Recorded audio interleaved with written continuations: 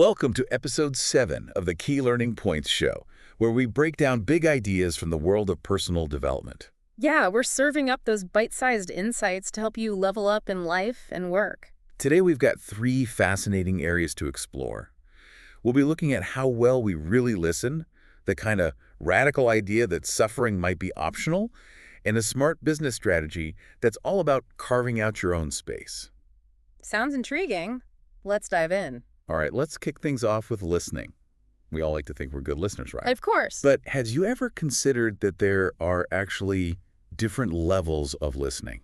And not all of them are created equal when it comes to really understanding someone. Different levels, huh? I'm curious. Okay, so imagine this. You're trying to tell someone about a problem you're having with meeting a project deadline. And before you can even explain the situation, they jump in and start talking about their vacation plans. Oh, yeah, I've been there. It's like they're not even remotely interested in what you're saying. Exactly. It's barely listening at all. They're just waiting for their turn to talk.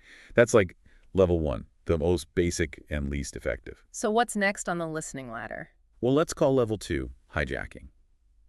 This is when someone constantly relates everything back to their own experiences. You try to share how you're feeling overwhelmed, and they immediately launch into a story about a time when they were overloaded with work. Oh, I know that one too. And it can be frustrating because it feels like they're trying to one-up you. It's like, yeah, maybe they can relate, but the focus has completely shifted away from you and what you're trying to communicate. So it's not really about understanding the other person. It's more about centering the conversation on themselves. Right. And then there's level 3, which we can call the advice giver. This is the person who, before fully grasping your situation, jumps in with unsolicited advice. You say, I'm thinking about how to improve my presentation skills, and boom, they hit you with, you should definitely take a public speaking course. I see. While the advice might be well-intentioned, it misses the mark if they haven't really taken the time to hear your concerns or understand your specific needs. Exactly. Advice has its place, but timing is key. If someone's just looking to vent or process their thoughts, throwing solutions at them can feel dismissive. So if those first 3 levels aren't ideal, what does real deep listening look like? Well, that's where we get to level 4, which is what we call attentive listening. Here, you're genuinely focused on what the other person is saying, both verbally and non-verbally. You're paying attention to their words, their tone, their body language. And you're not just passively absorbing information. You're actively engaged, asking clarifying questions and encouraging them to share more. Exactly. So if you're discussing a heavy team workload with someone, an attentive listener might ask, what solutions have you considered so far? Or what are the biggest roadblocks you're facing? You're showing them that you're present and invested in what they have to say. It sounds like attentive listening is all about creating that space for open and honest dialogue. It really is. And then we have level 5, the holy grail of listening, active listening. This goes beyond simply hearing the words. It's about trying to understand the deeper meaning, the emotions, the unspoken messages behind what's being said. So it's like you're tuning into their entire being, not just their words. Exactly. You're using your intuition, you're reading between the lines, and you're asking insightful questions that help the other person explore their own thoughts and feelings. It sounds like active listening is a powerful tool for helping someone gain self-awareness and maybe even come up with their own solutions. Absolutely. It's less about offering advice and more about facilitating self-discovery. It's interesting to consider how just shifting to those deeper levels of listening, attentive, and active can really transform your relationships. Right. You can build trust, resolve conflicts more effectively, and just gain a much richer understanding of the people you interact with. 100%. Now let's shift gears to something a bit more, provocative. The idea that suffering might actually be a choice. Okay, that's an interesting concept. I'm listening. Well, the idea here is that a lot of our suffering stems not from the situations themselves, but from how we react to them, from our expectations. So it's not the external circumstances, but our internal response that causes the pain. Right. Think about how often we suffer because things don't go the way we expected or because we compare ourselves to others. It's all about that gap between what we want reality to be and what it actually is. I see. So instead of clinging to expectations, what if we focused on appreciating what we have right now? Exactly. It's about trading those expectations for appreciation. That simple shift in perspective can be pretty transformative.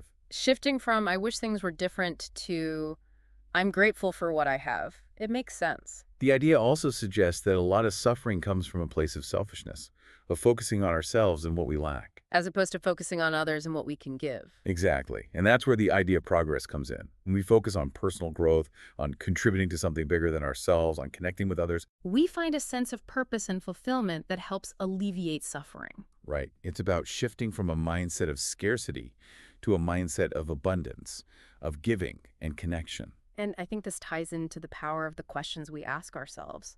Are we constantly asking, why is this happening to me? Which can lead to a downward spiral of negativity and victimhood.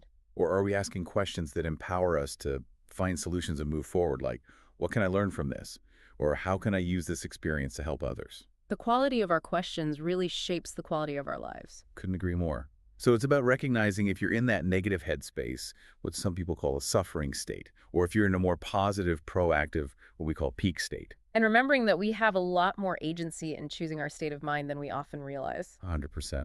Mm. All right, for our final topic today, let's dive into a concept that can help businesses really thrive. Blue ocean strategy. Blue ocean strategy. Sounds refreshing. Tell me more. Okay, so picture a crowded marketplace. Everyone is competing for the same customers, often by trying to undercut each other on price.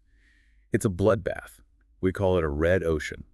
Makes sense. So where does the blue ocean come in? Well, blue ocean strategy is about creating a completely new market space, a blue ocean, where there is no direct competition.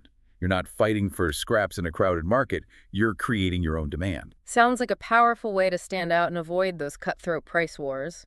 But how do you actually go about creating a blue ocean? Well, it starts with analyzing what the existing players in the market are offering. What are the standard features, the expected benefits, the typical pricing strategies? So you need to understand the lay of the land before you can chart a new course. Exactly. And then here's where it gets interesting. One approach is to do the complete opposite of what everyone else is doing.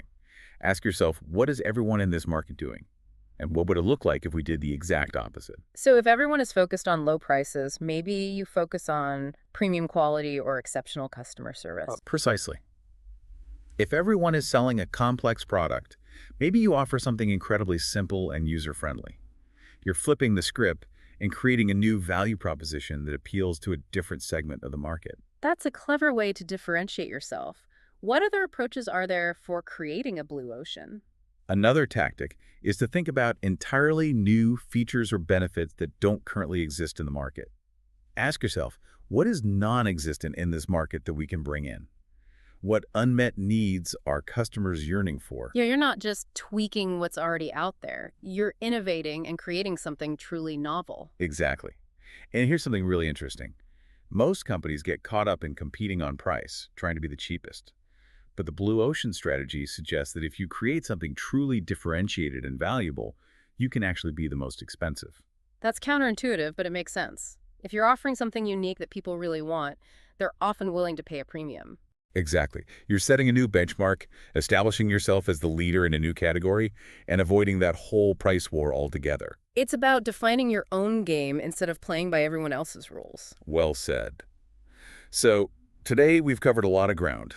We explored how to listen more deeply and effectively, the empowering idea that we might have more control over our suffering than we realize, and a strategic framework for businesses to create new markets and thrive. Each of these ideas offers a valuable lens for looking at your personal and professional life. You really do. Thank you for tuning in. Till next time on the Key Learning Point Show.